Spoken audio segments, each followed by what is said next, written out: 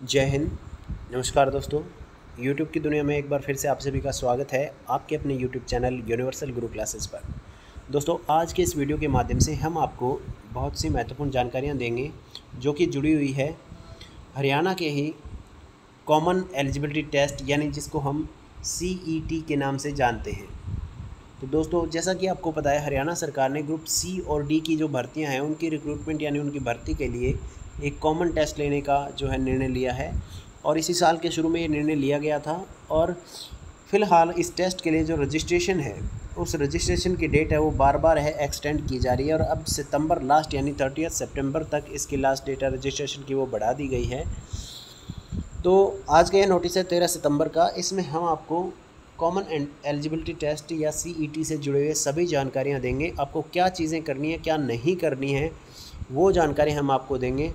तो इस वीडियो के माध्यम से हर एक जो डिटेल और बारीक नॉलेज है जो कि हरियाणा सरकार ने जो प्रिस्क्रिप्शन इसके लिए जारी की हैं, जो सावधानियां आपको बरतनी हैं, क्या क्या बातें आपको ध्यान में रखनी है इस टेस्ट से रिलेटेड, वो हम आपको इस वीडियो के अंदर बताएंगे एक एक करके। और ये पूरा का पूरा नोटिस भी हम आपको दिखाएंगे। इस नोटिस के अंदर आप खुद से देख सकते हो क्या क्या बातें हैं वो फॉलो करनी होंगी आपको कॉमन एंट्रेंस या कॉमन एलिजिबिलिटी टेस्ट के लिए, जिसको आप CET के नाम से जानते हो। तो ये नोटिस जारी हुआ है, लेटर जारी हुआ है अलग अलग डिपार्टमेंट के नाम पर। और किस लिए जारी हुआ है? Recruitment to group C and D post. तो दोस्तों, हम यहाँ पर कॉमन एलिजिबिलिटी टेस्ट की बात करेंगे।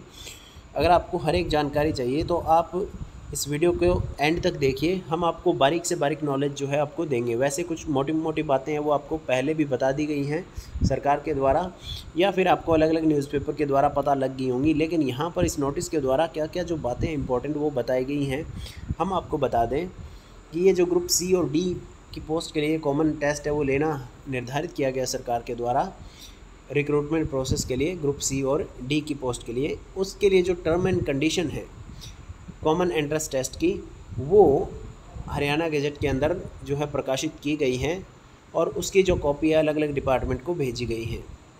तो आप देख सकते हो इसके अंदर यहाँ पर इस नोटिस के द्वारा ये बताया गया है। तो ये नोटिस आज यानी 13 सितंबर का है और अलग अलग डिपार्टमेंट में ये भेजा गया है। अब हम बात कर लेते हैं कि क्या क्या कंडीशंस हैं जो फॉलो करनी पड़ेंगी, क्या क्या शर्तें हैं कॉमन एलिजिबिलिटी टेस्ट की और किस तरह से आपका सिलेक्शन होगा, वो बातें हम यहाँ पर डिस्कस कर लेते हैं। तो आइए दोस्तों, हम आपको दिखाते हैं कंडीशंस क्या हैं जो कि आपको कॉमन एंट्रेंस टेस्ट के दौरान फॉलो करनी होगी। ये तो एक ऑफिशियल लेटर था जो इसकी टर्म एंड कंडीशन को लेकर के जारी किया गया था। तो आइए वो टर्म एंड कंडीशन भी हम आपको दिखा देते हैं। बेसिकली सबसे पहली बातें तो मैं आपको बता देना चाहता हूँ कि आपने रजिस्ट्रेशन जो है वो करवा लिया होगा अवश्य ही, और जिन्होंने नहीं करवाया वो करवा सकते हैं, अभी भी उसके लिए टाइम है। तो रजिस्ट्रेशन फ़ीस है उसकी बात हो वो तो अलग अलग है, क्योंकि जो है रिलैक्सेशन है उनके लिए कम है।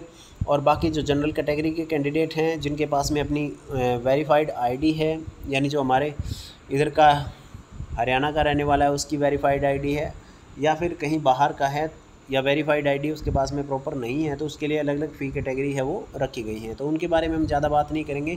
250 से लेकर 1000 रुपये तक इसकी जो है फ़ीस है वो निर्धारित की गई है अलग अलग कैटेगरी के लिए। वो आप पर डिपेंड करता है कि आप किस कैटेगरी से बिलोंग करते हो। रजिस्ट्रेशन प्रोसेस के बाद में अपने आप का पंजीकरण कराने के बाद में कॉमन एंट्रेंस टेस्ट के लिए आपको क्या क्या फॉलो करना है, क्या क्या नहीं करना है, उसके बारे में हम आपको बता देंगे। रजिस्ट्रेशन के बाद में आपको क्या होगा दोस्तों कि रजिस्ट्रेशन नंबर है वो प्रोवाइड होगा और वो रजिस्ट्रेशन नंबर ही आपके लिए इस सिलेक्शन प्रोसेस के लिए मान्य होगा।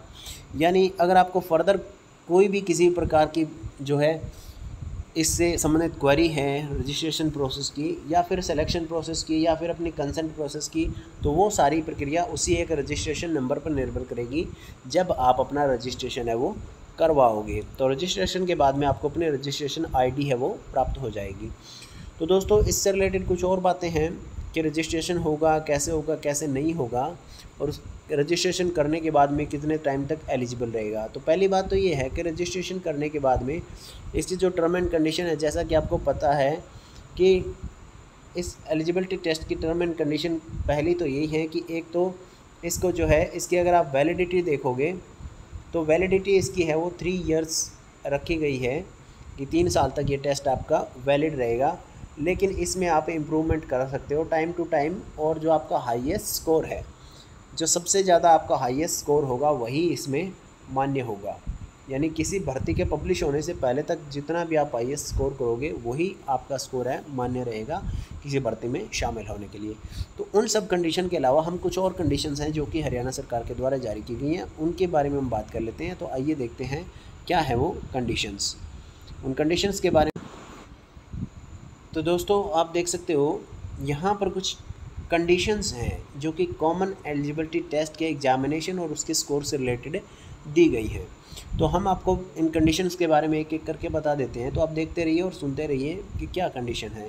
देखिए सबसे पहले कंडीशन है कि कोई भी एप्लीकेंट यानी कोई भी कॉमन एंट्रेंस टेस्ट के अंदर जो भाग लेना चाहता है डायरेक्ट रिक्रूटमेंट के लिए किसी भी ग्रुप या CD पोस्ट के लिए, तो उसके लिए ज़रूरी है कि अब उसको कॉमन एलिजिबिलिटी टेस्ट है वो देना होगा। यानी आप किसी भी ग्रुप C या D पोस्ट के लिए जाना चाहते हो, भाग लेना चाहते हो उस भर्ती में, तो आपको सबसे पहला काम करना होगा वो है कॉमन एलिजिबिलिटी टेस्ट देना होगा। दूसरी बात लिखा गया है कि जो भी कॉमन एलिजिबिलिटी टेस्ट के अंदर शामिल होगा उसको एक स्कोर दिया जाएगा, यानी आपका स्कोर है वो बनेगा।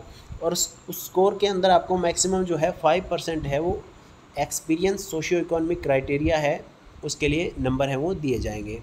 यानी 5% आपका सिक्योर रहेगा एक्सपीरियंस का और सोशियो इकोनॉमिक क्राइटेरिया का, यदि आप पर एप्लीकेबल होता है तो। अब एक एग्जांपल के तौर पर इसमें बताया गया कि अगर कॉमन एंट्रेंस टेस्ट का स्कोर है वो 400 है, तो उसमें से जो 20 मार्क्स हैं वो होंगे आपके एक्सपीरियंस और सोशियो इकोनॉमिक क्राइटेरिया के, यानी आर्थिक सामाजिक स्थिति के, और 380 नंबर हैं वो आपका रिटन टेस्ट है उसके गिने जाएंगे। तो ये इसके कंडीशन नंबर 2 है। थर्ड कंडीशन हम आपको बता दें कि आपके पास में एक मिनिमम एजुकेशनल क्वालिफ़िकेशन होना ज़रूरी है, यानी आपका शैक्षणिक तौर पर जो है मजबूत होना बहुत ज़रूरी है। अलग अलग पोस्ट के लिए वो आपको ध्यान देना होगा कि रजिस्ट्रेशन के लिए जो आपने रजिस्ट्रेशन किया है उसमें किस एग्ज़ाम के लिए आप एलिजिबल हो, किसके लिए नहीं हो, क्या आपके एजुकेशनल क्वालिफ़िकेशन है जिसमें कॉमन एलिजिबिलिटी टेस्ट है वो कंडक्ट किया गया है, उस वक्त तक आपकी क्वालिफ़िकेशन है वो क्या है। तो वहाँ पर जो है उसी के आधार पर आप अप्लाई कर सकते हो आगे की जो पोस्ट निकलेंगी C या D ग्रुप के लिए उसके लिए। तो अगर आपके पास में मिनिमम एजुकेशन क्वालिफ़िकेशन है, अनुभव है आपका कुछ किसी भी पोस्ट के लिए, जब तक उसकी लास्ट डेट निर्धारित होती है तब आप उस पोस्ट के लिए हैं वो एलिजिबल समझे जाओगे। तो यानी आपके पास में एक निर्धारित शैक्षणिक योग्यता है जो कि किसी भी पोस्ट के लिए जारी होगी वो आपके पास में होनी चाहिए। उसके बाद में जो आपका कॉमन एंट्रेंस टेस्ट का स्कोर है वो कमीशन की वेबसाइट पर है वो डाला जाएगा। ये कंडीशन इन्होंने एक बताई है, वो तो ऑलवेज होता है हमेशा ही कि कमीशन की वेबसाइट पर आपका स्कोर है वो डाला जाएगा। और आप इस स्कोर को, एक और कंडीशन ये है कि जो कॉमन एंट्रेंस टेस्ट की स्कोर है उसको रिवाइज़ किया जाएगा। जब भी आप इम्प्रूव करोगे इस टेस्ट के अंदर, आप नेक्स्ट अटैम्प्ट में या किसी भी अटैम्प्ट में अगर आप इम्प्रूव करोगे तो आपके रिकॉर्ड को मेंटेन किया जाएगा, उसको अपग्रेड किया जाएगा उसी के हिसाब से। तो यानी आपका स्कोर है वो इम्प्रूव होता रहेगा अगर आप किसी भी टेस्ट में हाईएस्ट मार्क है वो स्कोर करते हो कॉमन एलिजिबिलिटी टेस्ट के। आपके अटैम्प्ट कितने होंगे उसके बारे में हम आपको बता देते हैं।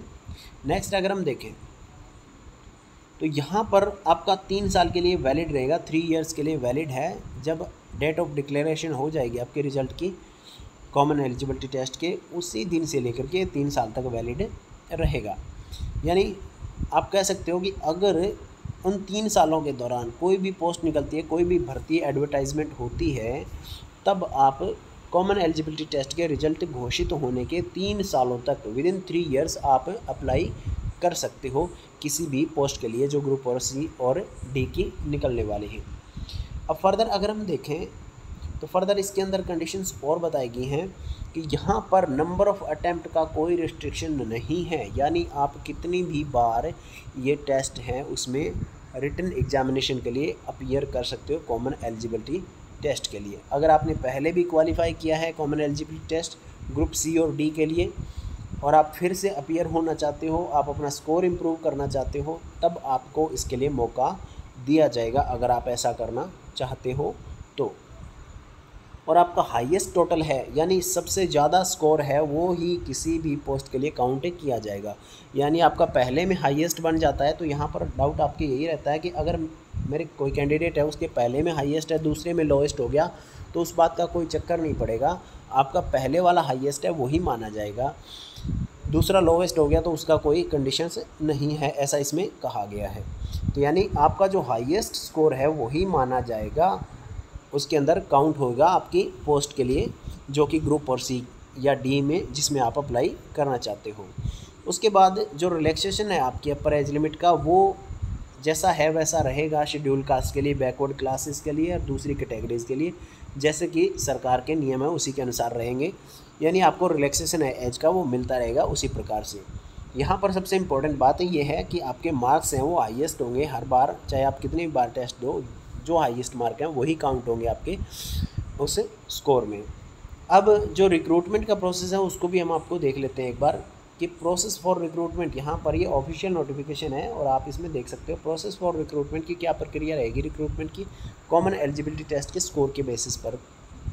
तो आप इसमें देख सकते हो कि किसी भी जो कमीशन है अगर वो एडवर्टाइजमेंट रिसीव करता है पोस्ट की, तो चाहे वो कोई भी स्टेट गवर्नमेंट हो या बोर्ड हो या कोई कॉरपोरेशन हो या स्टैट्यूटरी बॉडी यानी स्वायत्त संस्था हो या किसी भी एजेंसी का, जो कि हरियाणा सरकार के द्वारा जो कंट्रोल है उसके द्वारा जो पोस्ट की एडवर्टाइजमेंट होंगी वो जारी की जाएंगी। और यहाँ पर जो एलिजिबल कैंडिडेट्स होंगे उनके बारे में ये कहा गया है कि कॉमन एलिजिबिलिटी टेस्ट के स्कोर के आधार पर अगर वैकेंसीज़ हैं वो 30 से कम रहेंगी तो वहाँ पर 5 गुना कैंडिडेट्स को बुलाया जाएगा। अगर वैकेंसीज़ हैं वो 30 और 50 के बीच में है तो वहाँ पर 150 कैंडिडेट्स को बुलाया जाएगा। और अगर वैकेंसीज़ हैं वो 50 से ज़्यादा हैं तो उनके लिए 3 गुना कैंडिडेट्स हैं वो बुलाए जाएंगे फर्दर आगे के प्रोसेस के लिए, यानी सिलेक्शन प्रोसेस के लिए। आप देख सकते हो इसके अंदर काफ़ी ज़्यादा इम्पोर्टेंटली मेंशन किया गया है। नेक्स्ट अगर हम देखें तो जो क्राइटेरिया है जो पैरा 2 के अनुसार हम देखें तो आपको उसके लिए कंसेंट देनी पड़ेगी। जो एलिजिबल कैंडिडेट हैं उनको कंसेंट देनी पड़ेगी, कि आपको अपनी सहमति देनी पड़ेगी कि आप इन वैकेंसीज़ के लिए जाना चाहते हो या नहीं। तो आपके लिए आपका जो रजिस्ट्रेशन नंबर जारी हुआ है उसके आधार पर वही आपके लिए वैलिड रहेगा हर बार, किसी भी प्रोसेस के लिए, किसी भी प्रक्रिया को पूरा करने के लिए। उस रजिस्ट्रेशन नंबर के आधार पर आपको लॉगिन करना होगा और अपनी कंसेंट यानी सहमति देनी होगी जो भी पोस्ट निकलती हैं कि आप उसमें अप्लाई करना चाहते हो या नहीं। अगर आप अप्लाई नहीं करना चाहते तो आपकी जगह किसी दूसरे कैंडिडेट को मौका है वो दिया जाएगा वैकेंसीज़ के लिए। अब फर्दर अगर हम देखें तो जो कंसेंट का प्रक्रिया है यानी सहमति पत्र या अपनी सहमति देते हो शामिल होने के लिए किसी भर्ती में, वो आपको ऑनलाइन ही देना पड़ेगा और वही रजिस्ट्रेशन नंबर रहेगा जो कि आपको कमीशन ने जारी किया है शुरू में जब आप रजिस्ट्रेशन करते हो। तो एक बार आपकी सहमति हो जाएगी उस पोस्ट के लिए, यानी आप अपने आप को उसके लिए अप्लाई करोगे, आप शामिल होना चाहोगे, तो उसके बाद में आपको फाइनलाइज कर लिया जाएगा आगे की प्रक्रिया के लिए। उसके बाद अगर हम देखें तो अगर जिन कैंडिडेट्स की अगर हम देखें कि जो नंबर ऑफ़ कैंडिडेट्स हैं अगर कम हुए, जो योग्य कैंडिडेट्स हैं भर्ती के लिए, जिस पोस्ट की भर्ती निकली है उसके लिए अगर कैंडिडेट की कमी पड़ती है तो फिर पैरा 2, 3 और 4 जो ऊपर मेंशन किए गए हैं उनके लिए जो है डेट है वो एक्सटेंड की जाएगी कमीशन के द्वारा। यानी कैंडिडेट की कमी पड़ती है तो फिर उस कंडीशन में कमीशन है वो एक्सटेंड करेगा डेट फर्दर कार्रवाई के लिए, ताकि उनको एलिजिबल कैंडिडेट हैं वो मिल सके। यानी जब तक उनको एलिजिबल कैंडिडेट नहीं मिलेंगे जितनी उनको संख्या चाहिए तब तक उस डेट को बढ़ाया जा सकता है। ये भी अपने आप में इम्पोर्टेंट बात है, आप इसको देख सकते हो, यहाँ पर मेंशन किया गया है, आप पढ़ के देख सकते हो। उसके बाद फर्दर क्या क्या चीज़ें और हैं हम आपको बता दें, वो हैं कुछ और हैं, आइए देखते हैं वो क्या हैं। तो यहाँ पर देखिए दोस्तों एक इम्पॉर्टेंट बात और बताई गई है कि यदि जो कट ऑफ है एक कैंडिडेट से ज़्यादा कैंडिडेट की कट ऑफ है वो अचीव कर ली जाती है तो वहाँ पर आपको उस बारे में आपको सहमति देनी पड़ेगी कि आपका सिलेक्शन के लिए कंसिडरेशन किया जाए या नहीं। जिस पोस्ट के लिए भर्ती निकली है और उसकी कट ऑफ में एक से ज़्यादा कैंडिडेट हैं वो अपीयर हुए हैं, तो ऐसी परिस्थिति में वहाँ पर आपसे सहमति पूछी जाएगी कि आप उन पोस्ट के लिए अपने आप को अवेलेबल करवा सकते हो या नहीं, या आप उन पोस्ट के लिए जाना चाहते हो या नहीं। उसके बाद में अगर आपकी सहमति है वो प्राप्त हो जाती है या नहीं होती है, तो सहमति पूछे जाने के बाद में जो है कमीशन क्या करेगा, वो एक फर्दर रिटन या स्किल टेस्ट है वो ले सकता है ग्रुप सी पोस्ट के लिए। और जो सेमी स्किल्ड यानी पूरी तरह से स्किल्ड नहीं है, semi skilled group D post के लिए या ग्रुप सी पोस्ट के लिए रिटन या स्किल एग्जामिनेशन है वो आयोजित करवा सकता है कैंडिडेट्स की सहमति प्राप्त होने के बाद में, अगर कैंडिडेट्स की संख्या है वो उससे ज़्यादा हुई तो। उसके बाद में अगर बात आती है अनस्किल्ड ग्रुप डी पोस्ट की, तो वहाँ पर केवल और केवल कॉमन एंट्रेंस टेस्ट का स्कोर ही बहुत होगा आगे के सिलेक्शन प्रोसेस के लिए। तो यानी अनस्किल्ड की बात करें, यानी पूरी तरह से दक्ष कैंडिडेट ना हो ग्रुप डी पोस्ट के लिए, तो उनके लिए जो है कॉमन एंट्रेंस टेस्ट का स्कोर ही बहुत होगा, तो उसके लिए वो अप्लाई कर सकते हैं। तो यहाँ पर एक बेहतरीन मौका है सभी कैंडिडेट्स के लिए। अब फर्दर अगर हम बात करें तो उन कैंडिडेट्स की बात आती है जिनके पास में मिनिमम एजुकेशनल क्वालिफ़िकेशन है और बाकी दूसरी एलिजिबिलिटी कंडीशन हैं किसी भी पोस्ट के लिए जो कि कमीशन के द्वारा दिखाई जाती हैं या निकाली जाती हैं, और जो अपनी सहमति देगा उसमें शामिल होने के लिए जो आपका रिटन या स्किल एग्जामिनेशन होगा जो कि कंडक्ट करता है कमीशन, उसमें शामिल होने के पास में आपके लिए एक मिनिमम एजुकेशनल क्वालिफ़िकेशन का होना ज़रूरी है। तो अगर अनरिजर्व्ड पोस्ट है तो उसके लिए आपको 50% मार्क स्कोर करना ज़रूरी है रिटन एग्जामिनेशन के लिए। दूसरी तरफ अगर हम देखें कि कोई रिजर्व्ड कैटेगरी है तो रिज़र्व कैटेगरी में आपको एटलीस्ट 40% मार्क्स यानी 40% अंक हैं वो रिटन एग्जामिनेशन में, स्किल एग्जामिनेशन में आपको स्कोर करना पड़ेगा। और अगर कैंडिडेट्स अवेलेबल नहीं होते हैं तो जो कट ऑफ मार्क्स के आधार पर हैं जो पोस्ट वैकेंट रहेगी उनको री एडवर्टाइज किया जाएगा। यानी यहाँ पर अगर कैंडिडेट पूरे नहीं होते तो दोबारा से जो वैकेंट हैं उसको दोबारा से एक बार फिर से री एडवर्टाइज किया जाएगा उन पोस्ट के लिए। यहाँ पर ये क्लियर मेंशन है उस बात का, दिया जाएगा कमीशन के द्वारा। उसके बाद फर्दर अगर हम देखते हैं तो फर्दर ये जो कंडीशन है वो क्या कहती हैं कि कमीशन जो है जो स्किल एग्जामिनेशन के मार्क होंगे उसके आधार पर जो एडवर्टाइजमेंट होंगी और उसी के आधार पर जो शॉर्ट लिस्टेड कैंडिडेट होंगे उनको सिलेक्शन के लिए रिकमेंड किया जाएगा या फिर वेटिंग लिस्ट में रखा जाएगा अलग अलग कैटेगरी के लिए। General, schedule caste, backward class, BCA, BCB, ex serviceman, economic weaker section या स्पोर्ट्स पर्सन या डिसेबिलिटी वाले पर्सन है, उन सब के लिए जो स्किल एग्जामिनेशन होने के बाद में जो एडवर्टाइजमेंट है उसी के आधार पर जो शॉर्ट लिस्ट किया जाएगा, उसी के आधार पर जो सिलेक्शन किया जाएगा, रिकमेंड किया जाएगा या फिर हम कह सकते हैं कि वेटिंग लिस्ट में रखा जाएगा स्किल एग्जामिनेशन के आधार पर। तो ये कुछ कंडीशंस थी जो कि मेंशन की गई हैं इस लेटर के अंदर जो कि जारी किया गया है। आप देख सकते हो गैजेट ऑफिशियल गैजेट के अंदर भी इसको देख सकते हो। फिर जो ऑब्जेक्शन है आंसर की के रिलेटेड, तो ऑब्जेक्शन के लिए जैसा कि आपको पता है हर एक क्वेश्चन के ऑब्जेक्शन के लिए 200 रुपीज़ आपको जमा करवाने पड़ेंगे। अगर आपको आंसर की में कोई भी क्वेश्चन है उसमें गड़बड़ी लगती है तो उस क्वेश्चन पर ऑब्जेक्शन के लिए आपको हर एक क्वेश्चन के 200 रुपये जमा करवाने पड़ेंगे ऑफिशियल की वेबसाइट जो है कमीशन की, अगर आपको ऑब्जेक्शन है तो। और वो फीस है नॉन रिफंडेबल रहेगी, यानी पैसे वापस नहीं मिलेंगे अगर आपका ऑब्जेक्शन सस्टेन होता है तो भी उस केस में। तो ये जो है सब्जेक्ट एक्सपर्ट के द्वारा है फाइनलाइज किया जाएगा रिपोर्ट, उसमें आपका जो क्वेश्चन है वो चेक किया जाएगा, लेकिन आपको 200 रुपये पर क्वेश्चन की फ़ीस है उसमें देनी पड़ेगी। और जो लास्ट डेट है उसके बाद में स्पेसिफाई जो लास्ट डेट है उसके बाद में कोई ऑब्जेक्शन है वो नहीं माना जाएगा। अब जहाँ तक बात करें रिकॉर्ड के मेंटेनेंस की, तो रिकॉर्ड जो है वो आपका 1 साल तक प्रिजर्व किया जाएगा, यानी 1 साल तक सुरक्षित रहेगा हार्ड कॉपी के रूप में। और डिजिटल कॉपी यानी ऑनलाइन जो कॉपी है आप उसको 5 साल तक उसको देख सकते हो। तो ये भी एक अलग इम्पोर्टेंट बात है। फिर फर्दर बात कर लेते हैं ज्यूरिसडिक्शन यानी जो न्यायिक व्यवस्था है उसके आधार पर सभी अधिकार हैं वो पंचकुला के जो हमारा हाई कोर्ट है उसके आधार पर रहेंगे, उसके निर्णय के आधार पर रहेंगे।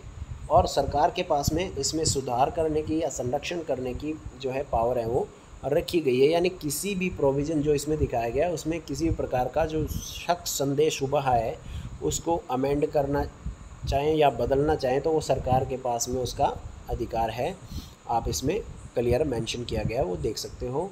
यहाँ पर चीफ सेक्रेटरी ऑफ हरियाणा सरकार जो हैं विजय वर्धन जी, उनके द्वारा ये जारी किया गया है ऑफिशियल गजट नोटिफिकेशन, और ये लेटर है अलग अलग डिपार्टमेंट को जारी किया गया है। तो ये सारी इंपॉर्टेंट जानकारियाँ हो सकता है कि आपके समझ में कुछ हद तक आई हो, नहीं आई हैं तो आप फिर से बार बार आप इसको देख सकते हो और इन चीज़ों को अपने आप से पढ़ सकते हो। हरियाणा गवर्नमेंट का जो ऑफिशियल गजट है उसको पढ़ सकते हो, डेट इसमें दी गई है, नोटिफिकेशन भी आपके पास में मेंशन किया गया होगा। बहुत सी जानकारियाँ हम आपको देते रहेंगे इसी प्रकार की तरह तरह की, और फर्दर कोई जानकारी हो तो आप हमें कमेंट बॉक्स में लिख करके और हमसे जानकारी है वो प्राप्त कर सकते हो। फर्दर किसी भी प्रकार की क्वेरी के लिए आप ऑफिशियल साइट पे भी जा सकते हो, वहाँ से जानकारियाँ ले सकते हो। इस टेस्ट के बारे में जो अधिकतर जानकारियाँ थी जो कि जारी की हैं गवर्नमेंट के द्वारा, जो टर्म एंड कंडीशन है वो हमने आपको बता दी है। तो अब देखते हैं, वेट करते हैं कब ये कॉमन एलिजिबिलिटी टेस्ट होता है और कब जो वैकेंसीज़ हैं वो जारी होती हैं ग्रुप सी और डी के लिए। हम उनकी जानकारियाँ भी आप लोगों तक पहुँचाएँगे। आप हमसे जुड़े रहिए और देखते रहिए वीडियोज़, और अगर आपको वीडियो पसंद आए तो आप इसको शेयर कर सकते हो ताकि किसी और भी कैंडिडेट की हेल्प हो सके। मिलते हैं ऐसी और जानकारियों के साथ में नेक्स्ट वीडियो तक, तब तक के लिए थैंक यू, जय हिंद।